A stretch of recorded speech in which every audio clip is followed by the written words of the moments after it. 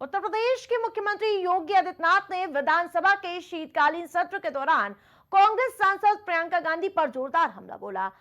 जहां आपको बता दें कि सीएम योगी ने कहा कि कल हमने देखा कि एक कांग्रेस नेत्री फिलिस्तीन बैग को लेकर घूम रही हैं।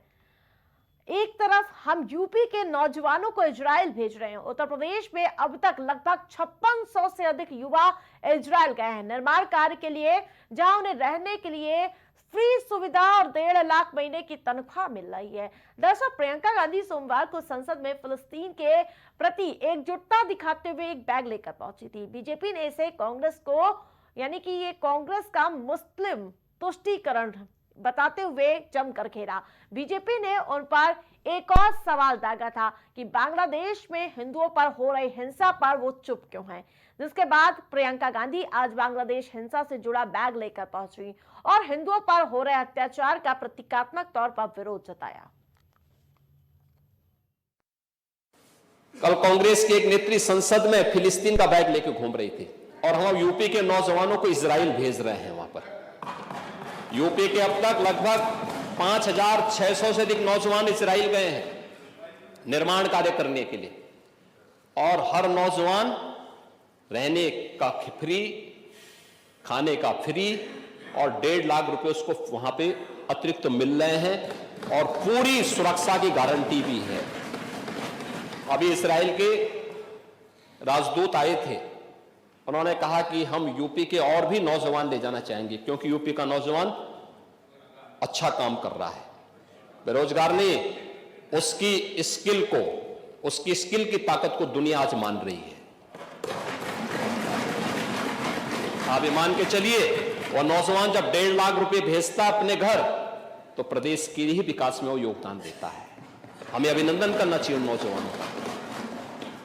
क्या प्रवासी भारतीयों ने भारत के विकास में योगदान नहीं किया? और ज्यादा अपडेट के साथ सहयोगी शहबाज हमारे साथ जुड़ चुके हैं।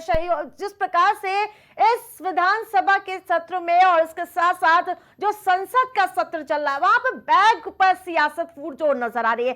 पहले आपने देखा होगा अडानी का बैग लेकर पहुंचते हुए नजर आते हैं राहुल गांधी और प्रियंका गांधी, और अब फिलिस्तीन और बांग्लादेश का बैग।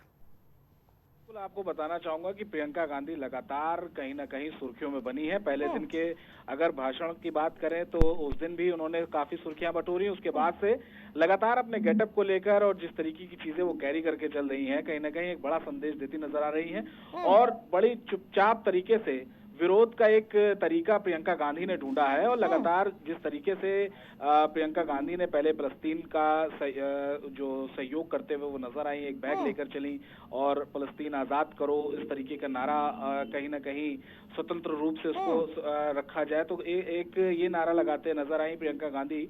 तो उस पर कहीं ना कहीं बीजेपी ने उनको घेरने की कोशिश करी। लगातार बीजेपी जो है वो निशाना साधते नजर आ रही है, प्रियंका गांधी को उस मुद्दे पर आड़े हाथे लेते नजर आ रही है। जी बिल्कुल, जैसे कि संबित पात्रा हो चाहे मुख्यमंत्री योगी आदित्यनाथ सीधे तौर पर कहते हुए नजर आ रही कि किस प्रकार के तुष्टीकरण की राजनीति है। देखिए, तुष्टीकरण की बात हो रही है, साथ ही साथ राष्ट्र विरोधी चीजों को लेकर भी उन पर कहीं ना कहीं बीजेपी हमलावर नजर आ रही है।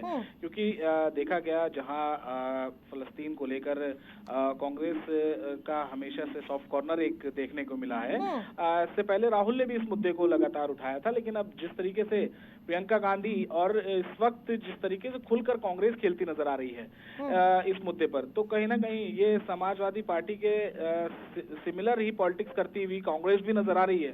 क्योंकि एक तरफ जहां समाजवादी पार्टी संभल मुद्दे पर लगातार खुलकर बैटिंग करती नजर आ रही है, तो वहीं दूसरी तरफ राष्ट्रीय स्तर की बात करें तो एक फलस्तीन का जो मुद्दा है, अभी तक अज़ुद्दीन ओवैसी जो है वो उस मुद्दे पर खुलकर बातचीत करते थे, अपना पक्ष रखते थे।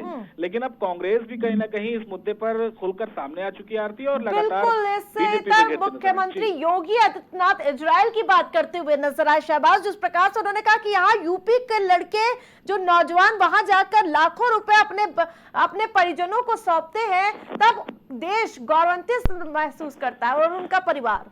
जी बिल्कुल, क्योंकि जहां एक तरफ प्रियंका गांधी कहीं ना कहीं उस मामले पर सियासत उनकी नजर आ रही है, तो वहीं योगी आदित्यनाथ ने रोजगार की बात करते हुए देखे गए। आज जो है सदन का अनुपूरक बजट पेश हो रहा था विधानसभा में, और इस दौरान जो है कहीं ना कहीं सीएम योगी हमलावर नजर आए प्रियंका गांधी के ऊपर। और साफ तौर पर उन्होंने कहा कि यहाँ से जो यूपी के जो नौजवान लड़के हैं वो इजराइल जाते हैं और वहाँ अपना काम करते हैं, क्योंकि इजराइल का साफ तौर पर कहना है कि सबसे ज्यादा कुशल कहीं के अगर लड़के हैं तो वो यूपी के हैं। तो योगी बिल्कुल, एक तरफ विपक्ष है तो दूसरी ओर मुख्यमंत्री योगी आदित्यनाथ मोर्चा संभाले बैठे हैं। तमाम अपडेट के लिए धन्यवाद आपका।